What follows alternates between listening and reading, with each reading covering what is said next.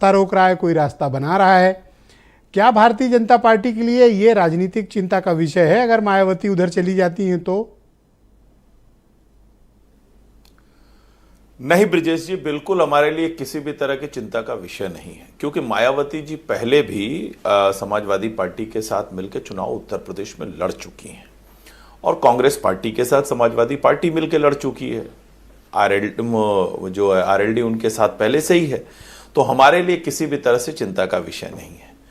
क्योंकि चिंता का विषय इन लोगों के लिए है जो लोग अपनी पारिवारिक विरासत को बचाने के लिए 2014 के बाद से लगातार संघर्ष कर रहे हैं। इसीलिए इनको लग रहा है कि हम अकेले तो लड़ नहीं सकते हैं, तो तुम भी आओ, तुम भी आओ, तुम भी आओ, और आने में भी भरोसा नहीं है। एक दूसरे पीछे खंजर छिपाए हुए एक दूसरे का इंतजार कर रहे हैं कि कब एक दूसरे के पेट में वो छुरा उतार दें।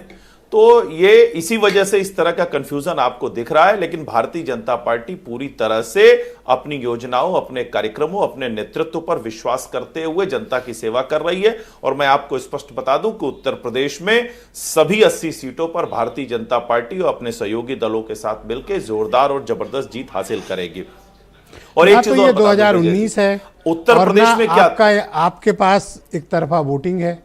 आप भूल गए हैं कि 36% के ज़्यादा के वोट शेयर के साथ लास्ट टाइम सोशलिस्ट अलायंस था और 12.5% वोट के साथ मायावती और 2-2.5% के साथ कांग्रेस। अगर इन सबको अगर हम मैथमेटिक्स मान लें, आप पर भारी पड़ेंगे। नहीं, 2019 में भी तो थे ना ब्रिजेश जी, समाजवादी पार्टी और बहुजन समाज पार्टी 2019 में नहीं थे क्या? आप बताइए, थे ना? इनके साथ चुनाव देखे हैं आपने, वोट शेयर देखा है? देखिए, नहीं, 22 के चुनाव में परिस्थितियां कुछ अन्य थी, इस बार परिस्थितियां कुछ अन्य हैं। मैं एक चीज बहुत स्पष्ट बता दूं कि जो लोग वोटों की ठेकेदारी उत्तर प्रदेश में लेते थे ना, और जो वोट बैंक की बात करते थे, जनता ने उनको बैंकरप्ट बना दिया। जनता देख रही है किसके लिए कि किस शासन में हमें क्या मिला है। किसके लिए कह रहे हो ये? नहीं, मैं ये समाजवादी पार्टी के लिए भी कह रहा हूं, बहुजन समाज पार्टी के लिए भी कह रहा हूं, कांग्रेस पार्टी के लिए भी कह रहा हूं, प्रकाश राजभर तीनों लोगों के लिए कह रहा हूं। किदवई साहब बीच में नहीं, प्लीज। अरे सुन, हाँ, आप बोले, आप बोले। किदवई साहब, मैं भी बीच में बोल रहा हूं। अभी तो आपका जवाब देना बाकी है। किदवई साहब ने कहा व्यवस्था के पीड़ितों, अरे आप ही की व्यवस्था से तो पूरा उत्तर प्रदेश पीड़ित था किदवई साहब, और इसीलिए उत्तर प्रदेश में बदलाव की बयार आई है। आप दलितों की बात कर रहे थे, अरे दलितों का रिजर्वेशन, प्रमोशन में रिजर्वेशन तो आप ही की सरकार ने छीना था ना। 2 लाख दलित भाइयों को रिवर्ट करने का काम आपकी सरकार ने किया था, और इसी वजह से जनता आप पे भरोसा नहीं कर रही है, क्योंकि आप बोलते कुछ है, करते कुछ और है। जब आप सत्ता में आते हैं तो जातिवाद बढ़ाते हैं, जब आप सत्ता में आते हैं तो भ्रष्टाचार को बढ़ाते हैं, अपराध को बढ़ाते हैं। तो आप क्या करोगे फिर? आपके पास कोई वैकल्पिक सॉल्यूशन है इसका? नहीं ब्रिजेश जी, देखिए, मैं तो पहले दिन से कह रहा हूं, आप ये जिसको जहां जाना है वहां जाए।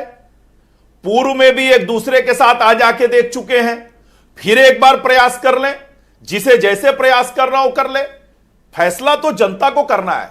और जनता देख रही है कि सुशासन क्या है, जनता ये देख रही है कि आवास किसने दिया, उज्ज्वला गैस का कनेक्शन किसने दिया, आयुष्मान कार्ड किसने दिया, बैंक में खाता किसने खोला। मायावती को चुनौती दे रहे हो? उधर जाने अंजाम वही होगा, चुनौती दे रहे हो उनको आप?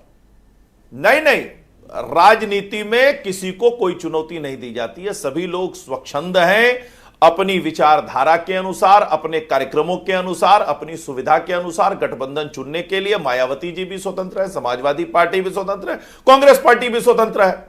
एक दूसरे का साथ, भाई मैं तो कह रहा हूं 19 में साथ थे, क्यों अलग हो गए? भाजपा ने तो अलग नहीं किया, ना भाजपा ने एकीकरण कराया था, ना भाजपा ने इनका मोहभंग कराया। ये एक दूसरे के साथ आए, फिर एक दूसरे को उल्टा सीधा कहने लगे।